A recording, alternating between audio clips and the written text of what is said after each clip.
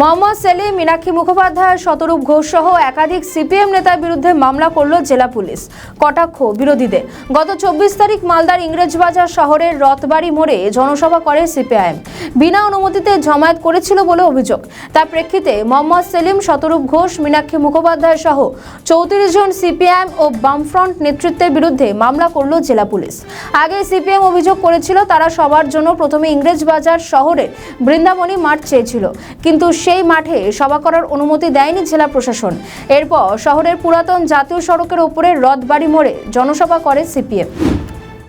দেখুন, কোনো জাতীয় সড়ক বন্ধ করা যাবে না, স্টেট হাইওয়ে বন্ধ করা যাবে না।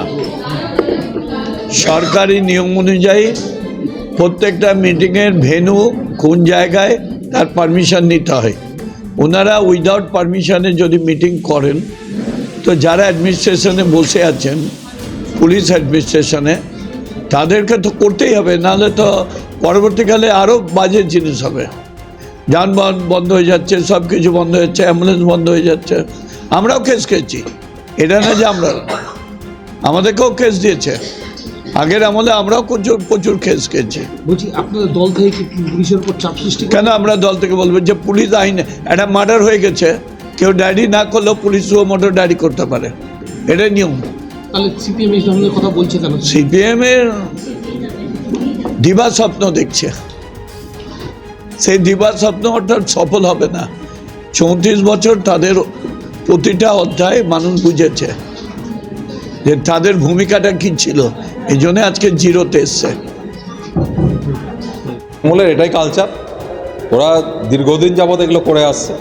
নিজেদের সংগঠন গোষ্ঠীদ্বন্দ্বে জরাজীর্ণ, অন্য দলের বিজেপি, অন্য দলের যারা বিরোধী আছে, তাদের যারা লোকাল স্থানীয় নেতৃত্ব আছে, যারা কার্যকর্তা, যারা পার্টিকে ভালোবাসে, তাদের উপরে অত্যাচার করছে, তাদেরকে জোর করে দলে নেওয়ার চেষ্টা করছে।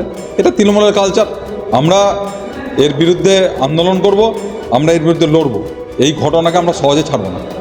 অভিযোগ করেছে প্রশাসন যে আমরা রাস্তা অবরোধ করে ল অ্যান্ড অর্ডার ব্রেক করে আমরা মিটিং করেছি। কার কার নামে অভিযোগ করা হয়েছে, কিভাবে দেখছেন? যারা আমাদের মেন স্পিকার ছিল, মোহাম্মদ সেলিম, মীনাক্ষী মুখার্জি, সুমিত দে, জামির মোল্লা, শতরূপ ঘোষ, এদের সবার নামেই হয়েছে। আর আমরা জেলা নেতৃত্ব আছি, আমাদের শহরের বেশ কিছু পার্টির নেতৃত্ব আছে, বামফ্রন্টের নেতৃত্ব, আরএসপি দলের জেলা সম্পাদক সর্বানন্দ পাণ্ডে, তাকেও যুক্ত করেছে। তিনি মিটিংয়েও উপস্থিত ছিলেন, বক্তব্য শুনতে গিয়েছিলেন, তিনি মিটিংয়ের অর্গানাইজার না। পুলিশ একটা এরকম মামলা দিয়ে দিল, আর তার আগে কোনো মিটিং করার কোনো অনুমতি শেষ পর্যন্ত দিল না। অনেক চেষ্টা করার পরেও, আদালত পর্যন্ত মামলা করানোর পরেও কোনো কিছু আজকে তারা সুরাহা করলো না। তারা বানচাল করতে চেয়েছে প্রথম থেকে মিটিংটাকে। তারপরে যখন সাকসেসফুল একটা মিটিং হলো, তখন হচ্ছে যে একটা মামলা বিকেল 5:25 24 তারিখে করছে। আমরা একে তীব্র ধিক্কার জানাই। কি উদ্দেশ্যটা কি? আর উদ্দেশ্যটা হচ্ছে সিপিআইএমের জনসভাকে আটকানো প্রথম থেকেই উদ্দেশ্য ছিল। তার পরবর্তী সময়ে যখন আটকাতে পারেনি, সেখানে গোটা রথবাড়ি মোড় এলাকা, আশপাশ সমস্ত কাতারে কাতারে মানুষ এসছে। কোনো অবস্থায় পুলিশের কিচ্ছু করার ক্ষমতা ছিল না। আমরা আগেই বলেছিলাম পুলিশ দর্শক হয়ে দাঁড়িয়ে থাকবে এবং গোটা মালদা অবরুদ্ধ হবে। সাধারণ মানুষও আমাদের সাথে একমত। আমরা মনে করি যে যেভাবে অগণতান্ত্রিকভাবে আমাদেরকে মিটিং করতে দেওয়া হয়নি, একটা মাঠ তারা ব্যবস্থা করে দিতে পারেনি, সেই জায়গায় সেখানেই মিটিং করার ব্যাপার ছিল, মিটিং হয়েছে, আমরা তো আগেই বলেছিলাম। বলছি, তৃণমূলকে আতঙ্কিত আপনাদেরকে দেখে? তৃণমূল আতঙ্কিত কেউ তৃণমূল বলবে, তৃণমূলের কথা আমি কিভাবে বলবো? আমরা আমাদের রাজনৈতিক দায়িত্ব পালন করছি এবং আগামী নির্বাচনকে সামনে রেখে আমাদের যে লড়াইয়ের প্রস্তুতি তা আমরা নিচ্ছি। কেন সিপিএমকে টার্গেট করা হচ্ছে কেন? সিপিএমকে টার্গেট করছে কি করছে না সেটা তো এই 15 বছর ধরে তো মানুষ দেখছেই। সিপিআইএমের কর্মীরাই সব থেকে বেশি খুন হয়েছে, সিপিআইএমের অফিস ভাঙচুর হয়েছে, সিপিআইএম কর্মীদেরকে মিথ্যা মামলায় জেলে পোড়া হয়েছে, তাদেরকে গণতান্ত্রিকভাবে কাজকর্ম করার ক্ষেত্রে বাধা দেওয়া হচ্ছে। সিপিআইএমই তো সব থেকে বেশি আক্রান্ত এই শাসক দলের কাছে। বলছি, বিজেপি বলছে যে আপনারা অপ্রাসঙ্গিক হয়ে গেছেন, না সেই কারণে প্রাসঙ্গিক করার জন্যই শাসক দলের অঙ্গুলি হেরণে পুলিশ এটা করে। বিজেপি দল তো নিজে খুব প্রাসঙ্গিক আছে। তো বিজেপি দল যখন জনসভা করে, তখন সেই জনসভাতে মালদার মানুষের দুঃখ কষ্টের কথা উঠে আসে না।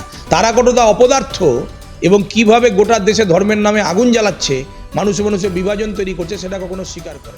আমাদের ভিডিও ভালো লাগলে লাইক ও শেয়ার করুন, কমেন্ট সেকশনে আপনাদের মতামত জানান।